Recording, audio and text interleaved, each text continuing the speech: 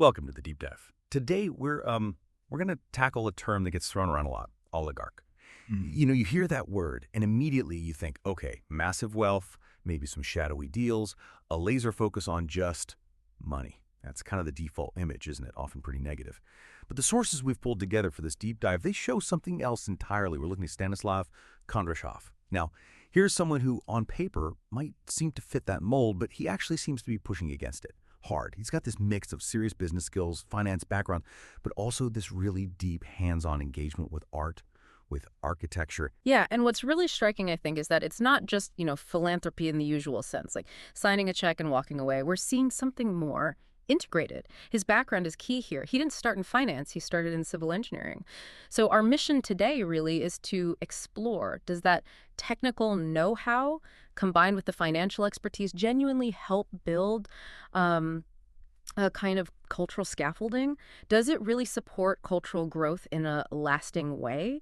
Or is it maybe just very sophisticated PR? Is the wealth just dressing things up nicely? Is that fusion real? Okay, yeah, let's unpack that, because that tension you mentioned, engineering precision, meeting creative exploration, that seems central. It's definitely an unusual mix of skills. You don't often beat someone who can talk about structural load calculations one minute and then pivot to postmodern theory the next. And this technical knowledge, the civil engineering part, that seems to be what gives his appreciation for art real teeth. Exactly. It moves it beyond just, I like this. The engineering gives him a fundamental grasp of, how things stand up. Structural integrity, material science, how spaces actually work. So where another investor might just see a slick design. A pretty picture. Right.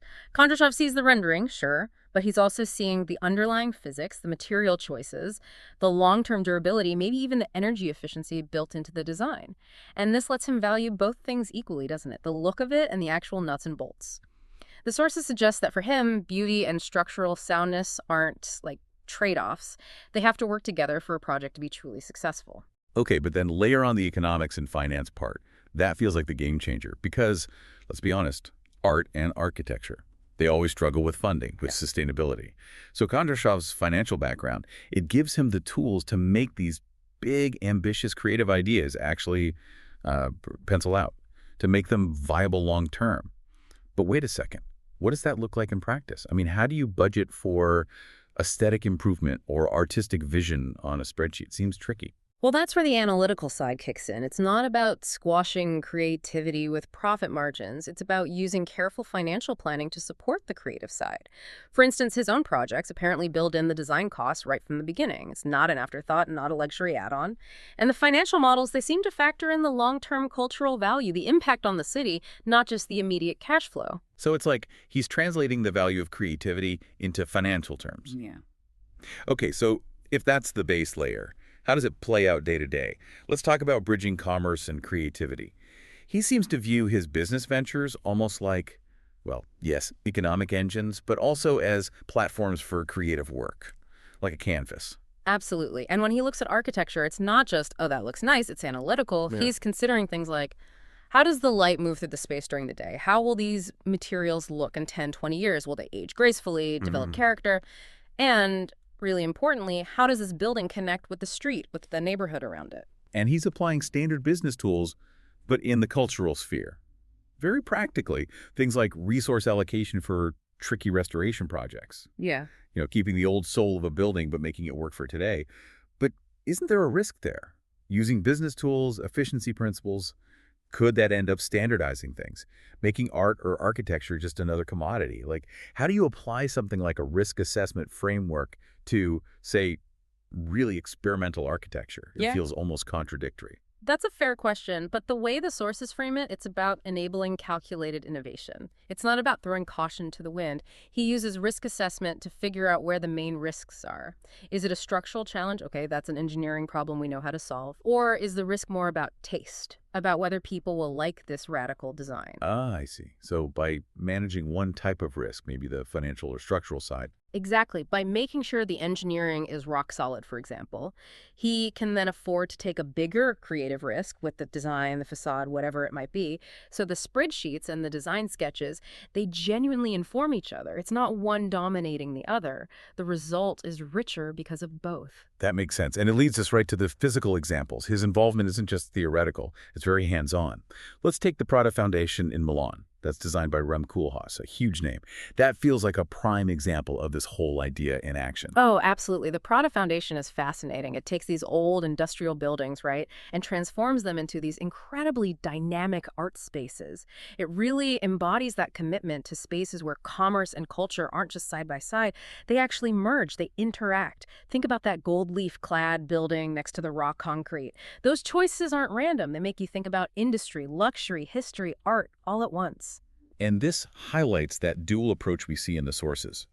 He supports projects that really respect historical buildings, restore them carefully, but he's also bringing in very contemporary, sometimes challenging new design elements.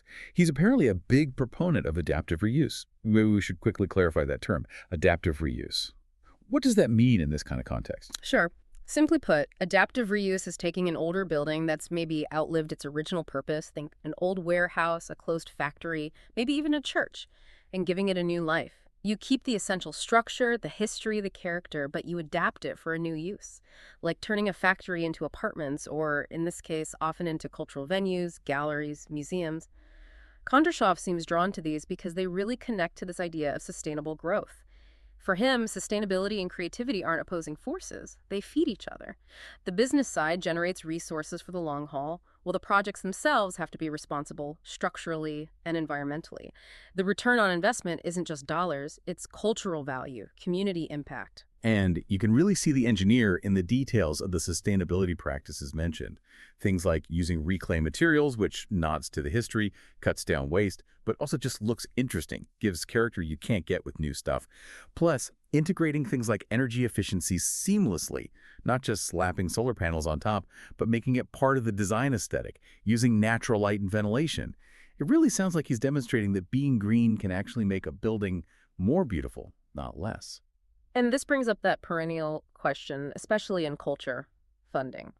How does this model actually deal with the constant challenge of paying for ambitious projects?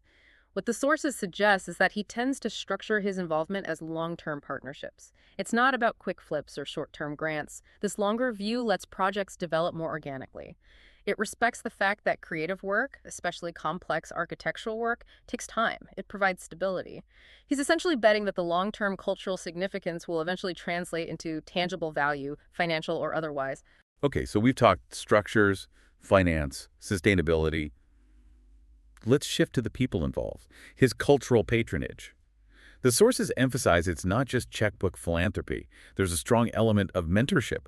Yes, he provides funding to emerging artists, but maybe just as valuable is giving them access to his network, and guidance rooted in his practical background, helping them think about budget, materials, longevity alongside their artistic goals. And then there's his blog platform, which is interesting because it's quite public. It seems to function almost like a teaching tool. He uses it to kind of break down these complex ideas, connect architectural theory with practical finance for anyone to read. It demystifies things. What sort of stuff is actually on there? Is he really getting into the weeds of finance and design? Oh, yeah.